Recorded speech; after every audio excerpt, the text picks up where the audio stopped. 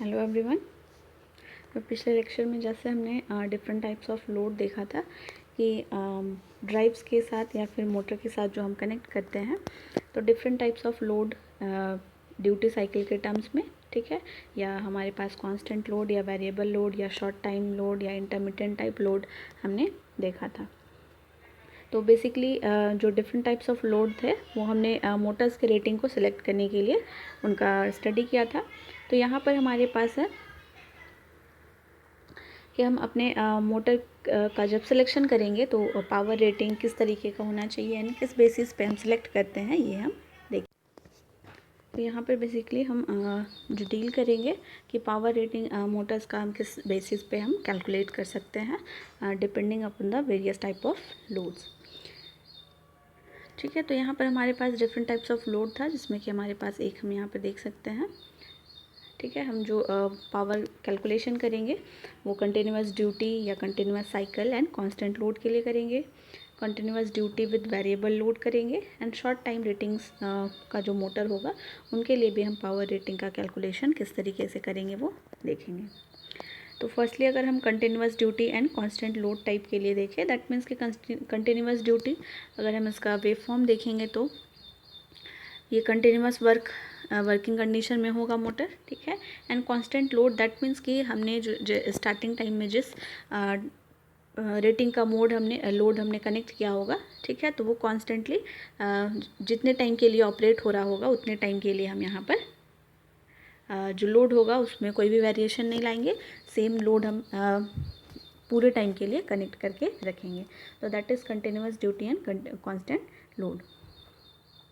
तो इसके लिए हमारे पास पावर रेटिंग कैलकुलेशन के लिए हमारे पास फार्मूला है, ठीक है। तो हम इसको डायरेक्टली कैलकुलेट कर सकते हैं अगर हमारे पास कंटिन्यूस ऑपरेट कराना हो, ठीक है, ड्राइव्स को, एंड कांस्टेंट लोड अगर हमने कनेक्ट किया हुआ है तो हम उसके लिए उसके ड्राइव के ऑपरेशन के लिए जो मोटर का सिलेक्शन करेंगे वो इस फार्मूले के बेसिस पे हम पावर का कैलकुलेशन कर सकते हैं। That is P is equals to T omega divided by 1000 kilowatt, ठीक है। तो वेयर T इज़ जो है आपका टॉर्क होगा न्यूटन मीटर में, ठीक है, जो भी लोड का टॉर्क होगा। ओमेगा इज़ द स्पीड, ठीक है, रेडियन पर सेकंड में किस स्पीड से आपका जो मोटर है वो रोटेट करेगा, ठीक है। तो एन इसका हम जो रेटिंग लेंगे वो किलोवाट में यहाँ पर इसके लिए हमने 1000 से डिवाइड किया है। तो ये हम डायरेक्टली इस फॉर्मूले का यूज़ करके हम continuous duty and constant load type के लिए जो हम मोटर यूज़ करेंगे उसके पावर कैलकुलेशन के लिए हम इस फार्मूले से फाइंड आउट कर सकते हैं। सेकेंड कैटेगरी था हमारे पास continuous duty and variable load, ठीक है। तो continuous duty and variable load that means कि जो साइकिल होगा, ठीक है, ये कंटिन्यूस होगा, कंटिन्यूस वर्किंग कंडीशन में होगा, ऑपरेशन जो होगा कहीं पर भी रुकेगा नहीं, ब्रेकआउट नहीं होगा, ठीक है। इस तरीके से ये जो ड्यूटी साइकिल होगा कंटिन्यूस होगा as well as variable load, ठीक है। तो यहाँ पर अगर हम देखें ये हमारे पास टाइम एक्सेस होगा, ये अगर हम लोड किलोवाट का एक्सेस ले लें, ठीक है, तो हर एक टाइम पे अलग अलग लोड यहाँ पर हम कनेक्ट कर सकते हैं, दैट इज़ वेरिएबल लोड, ठीक है। तो यहाँ पर हम देख पा रहे हैं कि इस टाइम पे कुछ अलग लोड है, ठीक है, इस टाइम पे कुछ अलग लोड है। तो हर एक टाइम पे यहाँ पर हम अलग अलग टाइप का लोड कनेक्ट कर सकते हैं, लेकिन ये जो ऑपरेशन होगा ये कंटिन्यूस मोड में होगा, ठीक है। That's why this is known as continuous duty and variable load, ठीक है। तो इस कैटेगरी के अंदर हम हमारे पास कुछ डिफरेंट मेथड्स है जिसके हेल्प से हम पावर रेटिंग कैलकुलेट कर सकते हैं मोटर का। First method is method of average losses, equivalent current method, equivalent torque method and equivalent power method, ठीक है। तो हमारे पास फर्स्ट जो मेथड है continuous load and continuous cycle and variable load category के अंदर, that is method of average losses. तो losses in terms of हम यहाँ पे, ठीक है, एवरेज लॉसेस हम फाइंड आउट करेंगे। दैट मीन्स कि जब हमारे पास कोई भी रोटेटिंग मशीन आता है, ठीक है, रोटेटिंग पार्ट होता है तो वहाँ पर लॉसेस डेफिनेटली आता है। तो यहाँ पर हम मोटर को ऑपरेट कराएंगे, ठीक है, हमारे पास जिस भी रेटिंग का मोटर होगा हम उनको डिफरेंट टाइम पीरियड पे, ठीक है, डिफरेंट टाइम इंस्टेंट पे हम उनका लॉसेस मेज़र करेंगे एंड फाइनली सारे लॉसेस को हम ऐड करके हम इसका एवरेज वैल्यू निकाल लेंगे। एंड फाइनली जो आपका मोटर के नेम प्लेट पे जो आपको रेटिंग दिया हुआ होगा लॉसेस का, ठीक है, उससे हम कंपेयर करेंगे एंड हम उस रेटिंग का मोटर सेलेक्ट करने की कोशिश करेंगे। ठीक है, तो एवरेज वैल्यू हम निकालते हैं। तो यहाँ पर हम वेव फॉर्म के हेल्प से देख सकते हैं कि अलग अलग टाइम पीरियड पे हम लोड को वैरी कर रहे हैं। ठीक है, तो इस टाइम इंस्टेंट पे कुछ अलग लोड होगा, इस टाइम इंस्टेंट पे कुछ अलग रेटिंग का लोड कनेक्ट करेंगे एंड इस तरीके से हम डिफरेंट टाइम पीरियड पे डिफरेंट लोड रेटिंग का लोड कनेक्ट करके हम इसको ऑपरेट कराएंगे एंड उसी टाइम इंस्टेंट पे हम जो भी लॉसेस होगा, रिएक्टिव लॉसेस होगा Q, ठीक है, हम उनको मेज़र कर लेंगे। तो सपोज़ टाइम इंस्टेंट T1 पे हमने Q1 मेज़र किया है। ठीक है, टाइम T2 पे अगर हम लॉसेस Q2 मेज़र कर ले, ठीक है, टाइम T3 पे Q3 लॉसेस अगर अकर हो रहा है, तो इसी तरीके से टाइम Tn पे अगर हम देखें तो लॉसेस Qn हमें मिल सकता है। तो इस तरीके से हम वेरियस टाइम इंस्टेंट पे हम एवरेज जो लॉसेस होगा पर्टिकुलर टाइम पे जो भी लॉसेस होगा, रिएक्टिव लॉसेस, हम उनको मेज़र कर लेंगे एंड फाइनली हम एवरेज वैल्यूज़ का कैलकुलेट करेंगे। ठीक है, तो इसको हम फाइंड आउट कर सकते हैं। It will be the ratio of Q1 T1 plus Q2 T2 plus Q2 Q3 T3 and so on and divided by total time period जो यहाँ पर जिस टाइम के लिए हमने इसको मोटर को ऑपरेट कराया है। तो इस तरीके से इस फॉर्मूले से हम एवरेज वैल्यू ऑफ लॉसेस हम यहाँ से कैलकुलेट कर सकते हैं एंड देन फिर इसको हम कंपेयर करते हैं टू द नॉमिनल लॉसेस। ठीक है, दैट मीन्स कि जो मोटर के नेम प्लेट पे आपको रेटिंग लॉसेस का रेटिंग दिया होगा कि मैक्सिमम कितना लॉस ये बेयर कर सकता है, तो हम उसके साथ इसको मैच कराते हैं। ठीक है, एंड उस बेसिस पे फिर हम मोटर का सिलेक्शन करेंगे। ठीक है, तो ये जो हमने एवरेज वैल्यू निकाला है ये Q नॉमिनल से, ठीक है, जो रेटिंग नेम प्लेट पे दिया हुआ रहेगा, तो उस नॉमिनल लॉसेस से हो सकता है कि स्मॉलर हो सकता है ग्रेटर हो, या फिर किसी टाइम पीरियड पे ये इक्वल भी हो जाए। ठीक है, तो अगर हमारे पास लॉसेस इक्वल आ जाता है तो इस नॉमिनल वैल्यू, ठीक है, Qn जिस मोटर का के नेम प्लेट पे आपको रेटिंग दिया हुआ है, तो उस मोटर का जो भी पावर रेटिंग होगा, हम उसी पावर रेटिंग का जिस मोटर पे हमने ये losses average losses find out किया है, उस मोटर का उसी रेटिंग का मोटर कंसिडर कर लेंगे। ठीक है, इन केस अगर हमारे पास स्मॉलर वैल्यू आ जाता है, ठीक है, Q एवरेज अगर ये स्मॉलर वैल्यू आ जाता है Q नॉमिनल, यानी कि जिस मोटर को हमने रेफरेंस ले लिया है उसका लॉसेस, ठीक है, नेम प्लेट पे जो लॉसेस दिया हुआ है, रेफरेंस वैल्यू हमने जो कंसिडर किया है, अगर ये Q एवरेज यानी कि जिस पे हम टेस्ट कर रहे हैं, तो Q एवरेज अगर हमारा लेस हो जाता है, तो हम इसमें कुछ और टाइम के लिए हम इस पे लॉसेस का रीडिंग लेते रहेंगे एंड इसको हम इक्वल बनाएंगे Qn के। ठीक है, सो दैट कि इस Qn लॉसेस वाले मोटर का जो भी पावर रेटिंग होगा, उस पावर रेटिंग के करेस्पॉन्डिंग हम इस मोटर का पावर हम सिलेक्ट कर पाए। ठीक है, तो इस तरीके से हम यहाँ पर एवरेज लॉसेस मेथड में हम, ठीक है, एवरेज लॉसेस फाइंड आउट करते हैं एंड उसको Q नॉमिनल के इक्वल बनाने के लिए, ठीक है, कुछ और टाइम इंस्टेंट पे हम लॉसेस को मेज़र करते हैं। इसमें अगर थर्ड कैटेगरी देखें तो it will B equivalent current method. ठीक है, जब हम मोटर को वर्किंग कंडीशन में रखे हैं तो इस पर करंट फ्लो हो रहा होगा डिफरेंट पार्ट्स में, तो हम इस डिफरेंट टाइम इंस्टेंट्स पे हम करंट का वैल्यू मेज़र कर लेते हैं। ठीक है, एंड हमें पता है कि ये जो पावर लॉसेस होता है, ठीक है, पावर लॉसेस ये प्रोपोर्शनल होता है I² के। ठीक है, कॉपर लॉसेस अगर हम पढ़ेंगे PCU, it is proportional to I²। ठीक है, एंड अगर हम इक्वल टू अगर देखें तो ये I² R के इक्वल होता है। ठीक है, तो R अगर हमारा कांस्टेंट हो जाए तो हम इसको प्रोपोर्शनल बना सकते हैं टू I² के। तो इस तरीके से हमें पता है कि पावर जो होता है, ठीक है, पावर लॉसेस होता है ये प्रोपोर्शनल होता है I² के।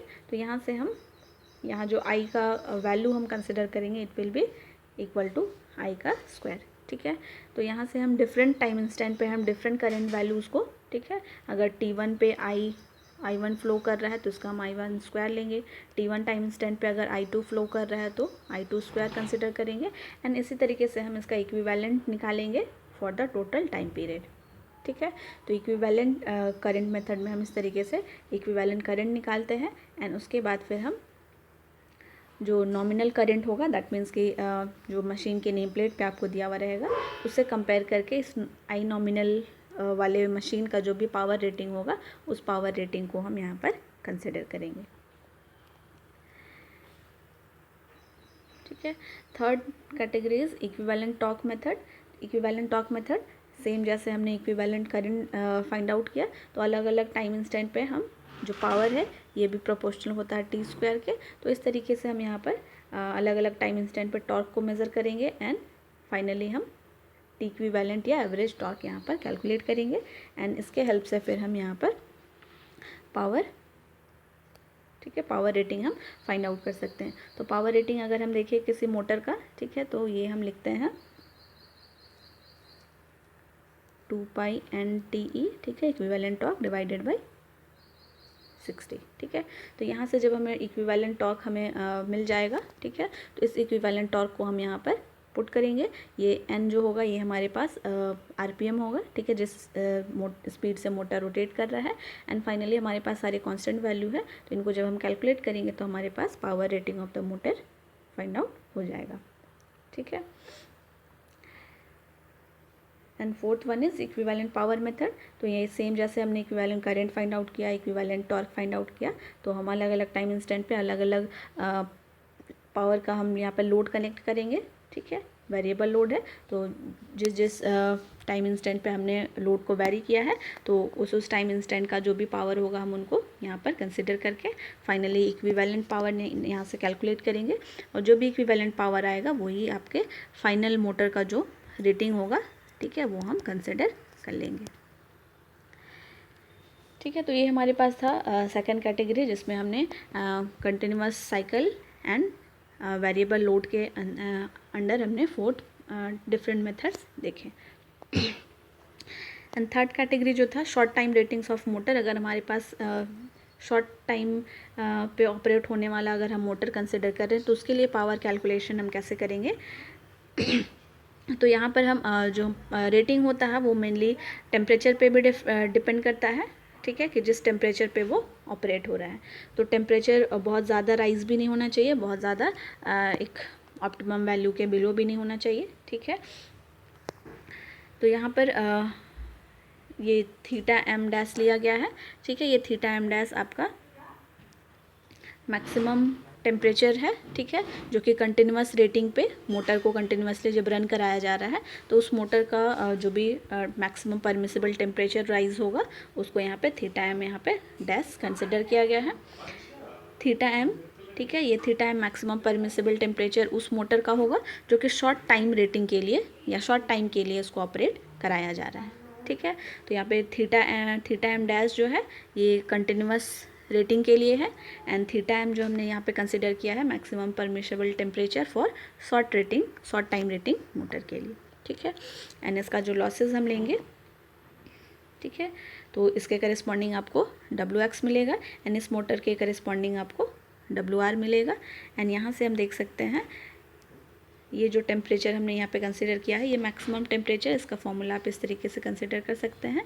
Temperature rise is equals to maximum temperature θm into 1 minus e⁻n/t। ठीक है, जहाँ पर ये n आपको स्पीड ऑफ द मोटर होगा, t इज टॉर्क। ठीक है, and this is maximum temperature rise and ये जो थीटा आप निकालेंगे ये रनिंग कंडीशन में जो टेम्परेचर परमिसिबल टेम्परेचर राइज होगा वो थीटा है। ठीक है, तो यहाँ से हम लिख सकते हैं θm' is equals to 1/this much। ठीक है, एंड जहाँ पर हमारे पास ये जो लॉसेस है, ठीक है, ये जो कि आपके पास कंटिन्यूस रेटिंग वाला है। ठीक है, WR ये कंटिन्यूस रेटिंग, कंटिन्यूस जब इसको हम ऑपरेट करा रहे हैं उस टाइम पे जो लॉसेस हो रहा है। ठीक है, एंड ये जो WX हमने यहाँ पे लिया है that is short time load के लिए जो भी लॉसेस होगा। ठीक है, तो यहाँ पर हम कांस्टेंट लॉस, तो जो टोटल लॉस होता है किसी भी मशीन के अंदर, ठीक है, इधर वो शॉर्ट टाइम के लिए हो या कंटिन्यूस टाइम के लिए हो, तो यहाँ पर हमारे पास कांस्टेंट लॉस आता है। ठीक है, as well as copper loss. ठीक है, जिसे हम वेरिएबल लॉस भी बोलते हैं। तो constant loss plus variable loss आएगा। ठीक है, जो कि आपका मेनली वाइंडिंग्स में अकर होता है कॉपर लॉस, ठीक है। एंड ये आपका कांस्टेंट लॉस जो hysteresis loss and eddy current losses जो होता है उसके कारण ये कांस्टेंट लॉस आता है, ठीक है। तो यहाँ पर हम इस तरीके से लिख सकते हैं। एंड फाइनली Wx का वैल्यू हम लिखेंगे, ठीक है। Wx भी हम कांस्टेंट लॉस है, कॉपर लॉस ले सकते हैं। एंड ये जो हमने यहाँ पर Px/Pr का होल स्क्वायर हमने लिया है, ये कुछ फ्रैक्शन ऑफ लोड जब हम कनेक्ट करते हैं तो उस टाइम पे हम ये कॉपर लॉस के लिए हम ये फ्रैक्शन ऑफ लोड को भी कंसिडर करते हैं। अगर हमने फुल लोड कनेक्ट किया हुआ है तो इस रेशियो का वैल्यू 1 हो जाएगा, ठीक है। अगर हमने हाफ लोड कनेक्ट किया है तो इस रेशियो का वैल्यू 1/2 कंसिडर करेंगे, ठीक है। तो इस तरीके से ये कॉपर लॉस के लिए हम फ्रैक्शन ऑफ लोड को भी, या किस लोड का कितना पार्ट हमने कनेक्ट किया हुआ है उसके फ्रैक्शन को हम यहाँ पर कंसिडर करते हैं। तो इस तरीके से हमारे पास ये शॉर्ट टाइम पीरियड पे जो भी लॉस आएगा, ठीक है, वो हमें मालूम होगा। कांस्टेंट लॉस हम यहाँ से कैलकुलेट कर लेंगे, ठीक है। एंड फाइनली हमारे पास ये रेशियो जब हम निकालेंगे तो इस रेशियो के हेल्प से हम पावर का वैल्यू, पावर रेटिंग का वैल्यू कैलकुलेट कर सकते हैं, जो कि आपका शॉर्ट टाइम रेटिंग्स वाला जो भी मोटर होगा उसके लिए हम पावर रेटिंग कैलकुलेट करेंगे, ठीक है। तो इस तरीके से हमारे पास डिफरेंट मेथड्स हैं, डिफरेंट कैटेगरी का जो लोड था, ठीक है। कंटिन्यूअस साइकिल था बट कांस्टेंट लोड के लिए हमने देखा, ठीक है।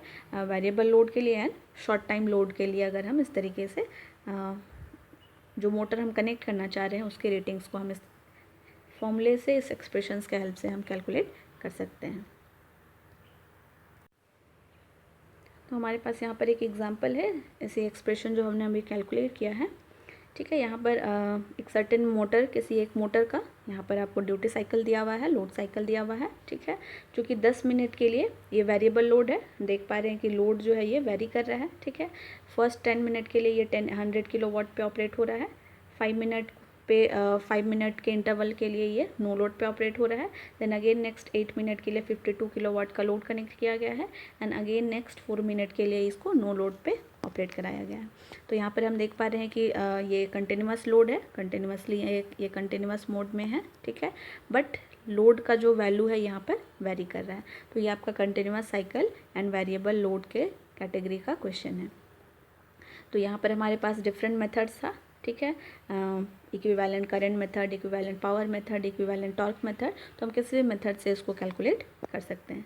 बट सिंस यहाँ पर हमें पावर का वैल्यू दिया हुआ है, ठीक है, ये पावर एंड टाइम वर्सेस आपको ये ग्राफ दिया हुआ है, तो हम इक्विवेलेंट पावर मेथड का डायरेक्टली यूज़ कर सकते हैं, ठीक है। एंड सिंस हमने देखा था कि जो पावर लॉस होता है is directly proportional to the I², ठीक है, क्योंकि जो आपका लॉसेस होता है I²R के फॉर्म में होता है, ठीक है। तो ये I² के डायरेक्टली प्रोपोर्शनल है। तो हमारे पास इक्विवेलेंट करंट मेथड था, ठीक है। तो since P is directly proportional to I है तो हम इसको इक्विवेलेंट पावर मेथड से भी सॉल्व कर सकते हैं। अब हमारे पास ये फॉर्मूला है P इज़ इक्वल्स टू, ठीक है, रूट अंडर दिस मच। तो यहाँ पर डायरेक्टली हम वैल्यूज़ पुट कर देंगे, जहाँ पर T1 जो है तो फर्स्ट जो टाइम था वो फर्स्ट 10 मिनट के लिए लिया गया था, ठीक है। आपको क्वेश्चन में मेंशन है कि फर्स्ट 10 मिनट के लिए 100 किलोवाट का लोड कनेक्ट किया गया है, ठीक है। तो P1 का वैल्यू आपके पास 100 किलोवाट हो गया एंड T1 का वैल्यू आपके पास फर्स्ट 10 मिनट का, ठीक है। सेम नेक्स्ट 5 मिनट के लिए हमने नो लोड पे ऑपरेट कराया, दैट मीन्स कि 0 किलोवाट, ठीक है। नेक्स्ट 8 मिनट के लिए हमने 52 किलोवाट का लोड कनेक्ट किया है, ठीक है। एंड नेक्स्ट 4 मिनट के लिए फिर से नो लोड पे यानी कि 0 किलोवाट हमने कनेक्ट किया है। तो इस तरीके से जब हम इसको कैलकुलेट करेंगे तो आपके पास इक्विवेलेंट PE का वैल्यू 67.12 किलोवाट के इक्वल आएगा। एंड इस तरीके से इसके करेस्पॉन्डिंग राउंड ऑफ वैल्यू में भी हम कंसिडर कर सकते हैं नियरेस्ट वैल्यू। तो हम 70 किलोवाट का मोटर हम यहाँ पर कंसिडर कर सकते हैं इस तरीके का लोड साइकिल ऑब्टेन करने के लिए। सेम मैनर में हमारे पास दूसरा एग्जांपल है। तो यहाँ पर वेरिएबल टॉर्क है, ठीक है। तो ये भी आपका variable load, continuous cycle and variable load के अंडर में आता है। तो यहाँ पर इक्विवेलेंट टॉर्क का हम फॉर्मूला यूज़ कर सकते हैं, क्योंकि आपको यहाँ पर डिफरेंट टॉर्क का वैल्यू दिया हुआ है, टॉर्क वर्सेस टाइम का ग्राफ दिया हुआ है, ठीक है। तो सेम तरीके से हमारे पास T1 के लिए, दैट मीन्स कि फर्स्ट 20 मिनट के लिए टॉर्क जो यहाँ पर यूज़ किया गया है 250 पे ऑपरेट कराया गया है, ठीक है। नेक्स्ट टाइम के लिए 10 मिनट के लिए 150 टॉर्क का लोड कनेक्ट किया गया है। तो सेम तरीके से हम इन सारे वैल्यूज़ को जब हम यहाँ पर पुट करेंगे एंड कैलकुलेट करेंगे तो इक्विवेलेंट टॉर्क का value we will obtain that is 230.036 newton metre. And finally हमें पावर रेटिंग फाइंड आउट करना है। तो पावर रेटिंग का फॉर्मूला हमारे पास है 2π/NTE डिवाइडेड बाई 60। ठीक है, तो यहाँ पर n जो है ये स्पीड ऑफ द मोटर है। तो स्पीड ऑफ द मोटर आपको आरपीएम में यहाँ पर 70, ठीक है, 720 आरपीएम गिवन है। So we will put here 720 and T का वैल्यू हमने कैलकुलेट किया दिस मच। एंड फाइनली जब हम इनको कैलकुलेट कर लेंगे तो पावर का वैल्यू आपको किलोवाट में 17.34, राउंड ऑफ करके हम इनको 17.5 किलोवाट का रेटिंग हम इस टाइप के ठीक है लोड साइकिल फाइंड आउट करने के लिए या ऑब्टेन करने के लिए हम इस रेटिंग का मोटर यहाँ पर हम यूज़ कर सकते हैं। ठीक है, so that's all about the ratings of motor. ठीक है, जो हम एक्सप्रेशन किस तरीके से फाइंड आउट कर सकते हैं डिफरेंट टाइप्स ऑफ मोटर्स के लिए। ठीक है, उनका रेटिंग्स कैसे फाइंड आउट करेंगे डिफरेंट टाइप्स ऑफ लोड के लिए, एज वेल एज कुछ सिंपल न्यूमेरिकल्स है जो कि हेल्प करेगा आपको power rating of the motor find out करने के लिए। So that's all, thank you everyone.